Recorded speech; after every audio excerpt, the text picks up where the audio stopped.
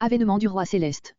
Si le psaume précédent décrit la merveilleuse transformation qui se produira dans le monde lors de l'avènement du règne de l'Éternel, celui-ci met plutôt en lumière le fait même de la manifestation de la gloire divine. Il le fait en rappelant les déclarations des prophètes ou d'autres psalmistes, à part la belle image du verset 11 qui lui est propre, on ne trouvera peut-être pas de verset de ce psaume qui ne soit composé de fragments d'autres paroles bibliques. Ainsi que les autres psaumes de ce groupe, il nous semble appartenir à l'époque qui suivit le retour de la captivité, voire l'introduction au psaume 96. Il fait ressortir le jugement terrible des méchants, qui accompagnera ce retour, plutôt que la beauté de l'état nouveau qu'il inaugurera. C'est là ce qui le distingue du psaume 96. Il se divise en deux parties, comprenant chacune deux strophes. Première partie, l'Éternel apparaît, versets 1 à 3, sa gloire éclate, comme jadis en Sinaï, versets 4 à 6. Seconde partie, les idolâtres sont confus, Sion se réjouit, versets 7 à 9, que les fidèles le servent et le louent, versets 10 à 12. Verset 1. Verset 1 à 3 l'Éternel vient. Toutes les îles, proprement, les îles nombreuses, aussi nombreuses qu'elles peuvent être, qu'aucune d'elles ne reste en dehors de la joie de toute la terre. Comparez Ésaïe 42.10-11. Verset 2. La nuée et l'obscurité. Comparez Psaume 18.10, et, parmi les paroles du Seigneur, celle qui annonce son retour sur les nuées, Matthieu 24.30. La justice et le jugement. Parole empruntée à Psaume 89.15. Verset 3. Le feu. Comparez Psaume 18.9, Psaume 50.3-6. La gloire cachée se dévoile. Verset 4. Ces éclairs. Ce vers est la reproduction de Psaume 77.19, le stige suivant ressemble au verset 17 du même psaume.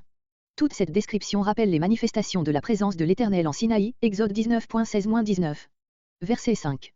Comme de la cire, comparez Psaume 68.3, Michée 1.4. Verset 6.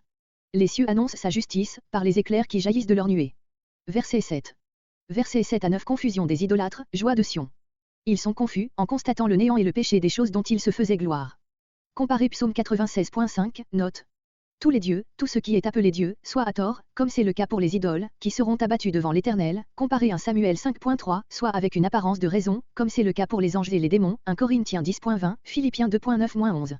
La version des Septante traduit, adorez-le, tous les anges et l'Épître aux Hébreux citent cette parole, en l'accompagnant de ces mots, quand il introduit dans le monde le premier-né, il dit, que tous les anges de Dieu l'adorent.